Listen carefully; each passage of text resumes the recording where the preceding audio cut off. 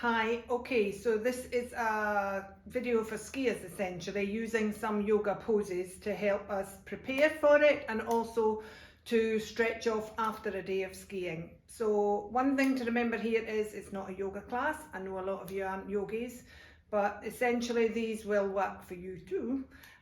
So we have two aspects of this. Yin Yoga is where we will be stressing the joints, and we use gravity in that position to stress the joints. The difference is that is done cold. I wouldn't suggest doing that when you're on a ski day. I would use these yin poses for prep for a ski holiday. So get yourself used to it. Try to work into the joints.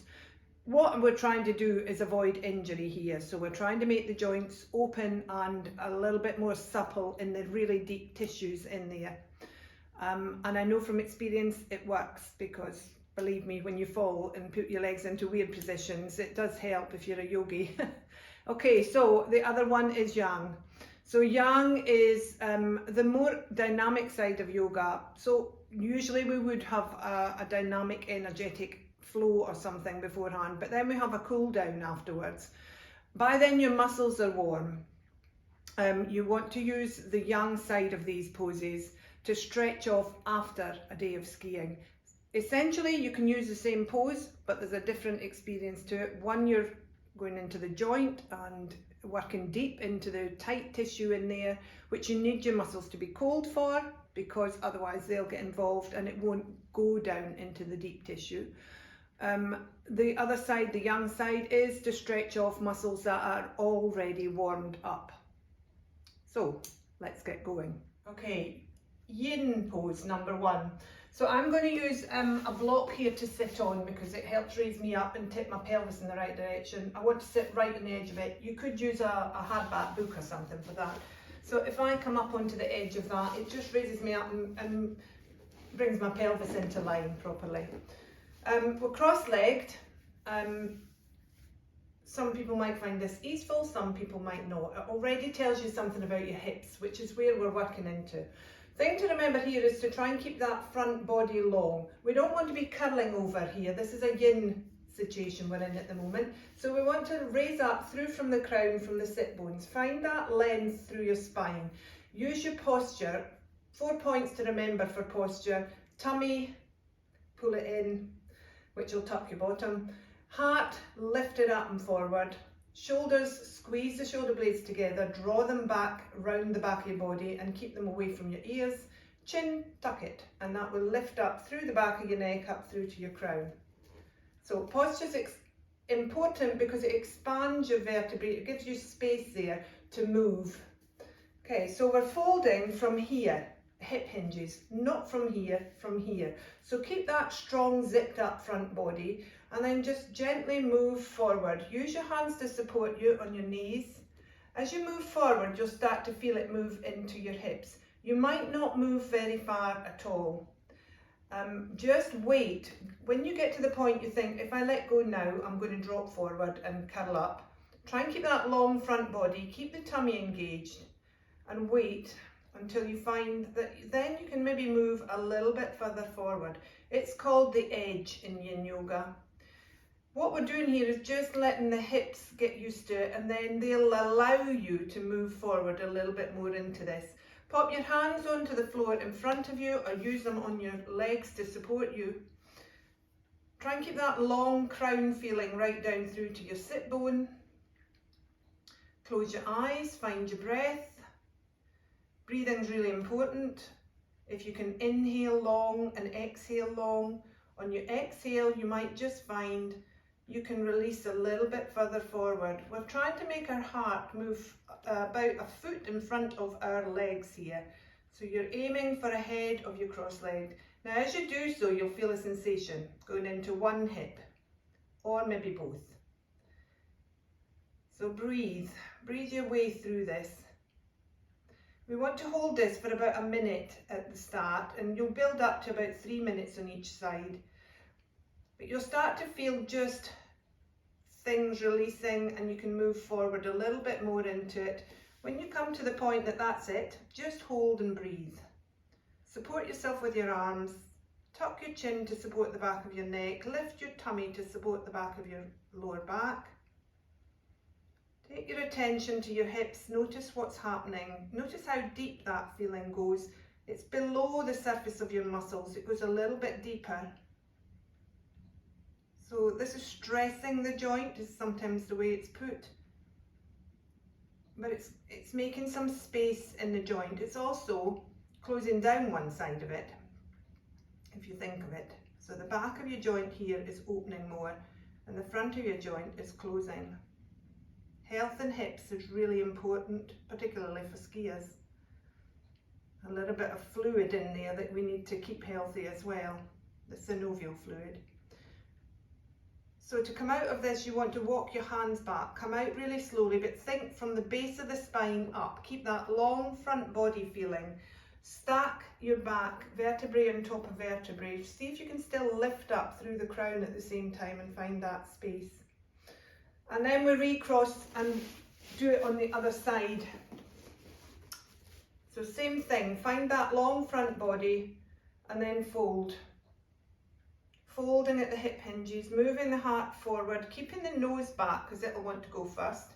Trying to keep that spot between your shoulder blades gathered so that your heart is moving forwards, but you're not rolling forwards. If this is too strong in your knees, just bring your legs a little bit further out from you and it won't be quite so strong. Use your hands to support you. Flex your feet, it may stop your knees torquing a little bit, if that's what they're doing. And roll forward gently, and move forward, gently. Hold and breathe. Again, as I say, about a minute each side. You want to make it even. You may find one hip is much more able to move into this position than the other. You may get a deeper sensation on one side. Usually your stronger side is your tighter side. So be aware of that because that might impact you on the ski slopes as well. And then roll up carefully, bringing yourself back up to the top. So as I say, that can be used as a stretch out after your ski day out as well. When your muscles are warm, if you come into that position, your muscles will allow you probably to go a little bit further. So then you want to tuck your chin and tuck your tummy and roll forward. Rolling down so the heart's coming down closer to your foot in front of you. And then allow your heart to come up through the back of your body. Tuck your chin and look back at yourself. Let your elbows soften, let your shoulders soften. And hold and breathe. You'll get much further into the pose that way because your muscles are warm and they'll allow you to do that. You can hold for as long as you like, but you don't need to hold for as long as in Yin Yoga. So a minute is plenty. 30 seconds is probably plenty. Remember to cross and redo it the other side. So you can soften into the yang position, the muscle warmed position. The other one's not quite so easy to soften into. So I'm going to do a few more poses, but I won't go into it quite so deeply now. You get the hang of it, hopefully, from what I've cued there. Okay, so second manoeuvre. You can still sit in your brick here if you want to, or your book or whatever you're using, or a cushion. We're going into half of what we've just done really. So half Baddha-Konasana, this would be known as, but you want your left leg straight out in front of you. You can switch that left foot on, draw the toes back towards you. Your right foot is in against your inner thigh, and your right thigh is moving downwards and outwards. You want to feel that you're still square on your hips, so it may be that you've twisted. Try and find your sit bones again and sit down on both of them. First of all, let's rotate our ribs towards the long leg. And we're going to go for the yin side of this. So this is the prep for skiing. So same thing, find your alignment cues, lift up through your crown from your sit bones, folding over this front hip hinge here. So moving forward slowly, walking your hands as support, reaching through your crown. So here we're thinking at the heart, moving towards the shin. So you're keeping that length in the front body. Try to relax this inner thigh so you can let go of that one a little bit. Really big pull perhaps on the back of your lower back here. So draw the tummy in to support that. And then move forward a little bit more. So it might be quite strong this on you for a hamstring sort of stretch, especially when muscles are cold. So you can bring your foot up and bend your knee and rest on your heel and move the same way towards that thigh. So chest moving towards thigh in this position. You're still getting that sensation at the back of your hip, but you're also noticing the other hip and what's happening in it. So again, you would hold here for yin in cold muscle situation. For prep, you would hold here again for a minute to start and maybe up to 3 eventually. Second movement in the same position would be to find that length again. Rotate your ribs this time to face your bent leg.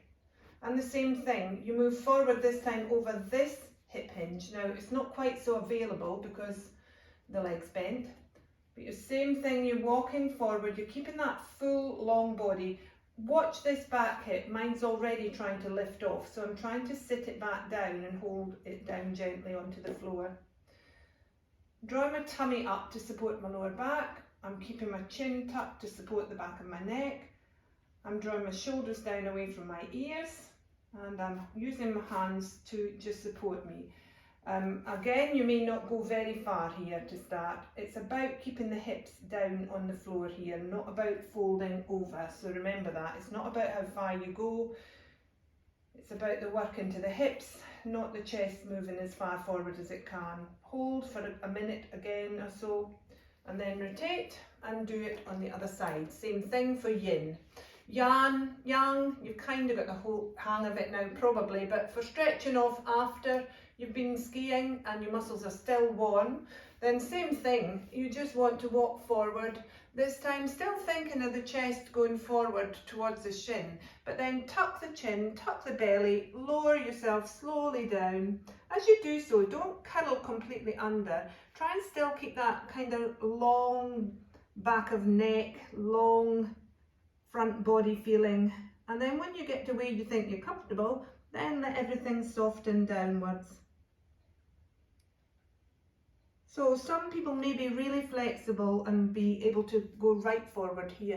It just depends on your flexibility, but it will get more supple the longer you do these exercises. And really important to stretch off after skiing, again to avoid injury. If your muscles are flexible and supple, as opposed to just strong, which a lot of us have strong legs when we ski, really important to get that flexibility too, or you're going to have issues if you do have a bit of a prang. So same thing this way, you can just curl down and hold and breathe. Don't forget to do the other side. Okay, we'll move on to number 3. Okay, so this one's called deer pose. It might not be available to everybody, so have a play with it and see. So we go into the position first of all, where this is full pose, but I'll give you an option in a second. So the back leg, the thigh is coming straight out from the hip, and there's a 90-degree angle here, and then also in front of the ankles flexed. And then the front leg, thighs coming out in front of us, same thing, 90 degrees here, 90 degrees in front of the ankle. And then you want to wiggle about until you get both hips down on the ground. Now, that might not be available straight away to everybody, so play with it and see. If it's not, bring that front foot in a little bit closer and tuck the foot behind you in a little bit closer. See if then you can sit down onto your sit bones a bit easier. So whichever position you've chosen the legs in, now rotate so that your ribs are facing forwards. And really essentially same as what we did in cross legs earlier on. You want to find that length first of all. Keep both sit bones grounded. And then when you've got the space there between your vertebrae, then you can fold forward again over this front leg. For me, I don't get enough that way. So if you don't feel anything deeply into the tissue, if you're doing this as yin, adjust your legs into the other position, and you want to walk forward and lean forward. Again, it's a form of pigeon, really, this one. So same sort of experience if anybody knows what pigeon is. And it should be that you find quite a deep sensation in the hip of the front leg. And again, we hold for a little bit longer in Yin, up to 3 minutes or so.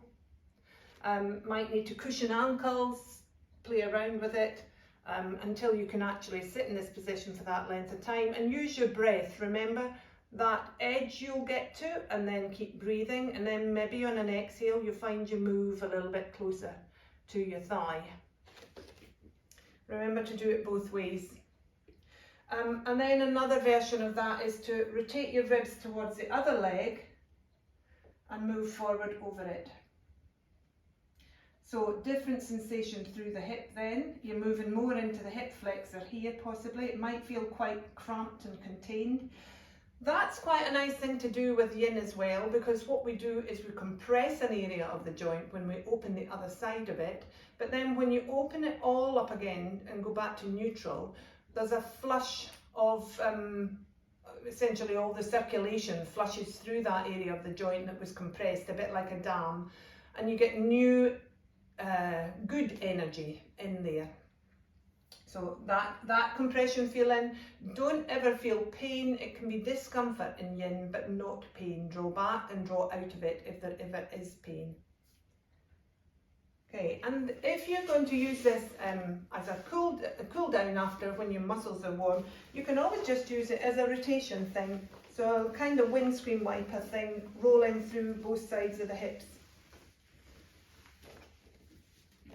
And remember, you can use it to stretch off muscles afterwards by rounding down and softening into that position. Your muscles will allow you to do that if they're warm enough. Okay, on to the next one.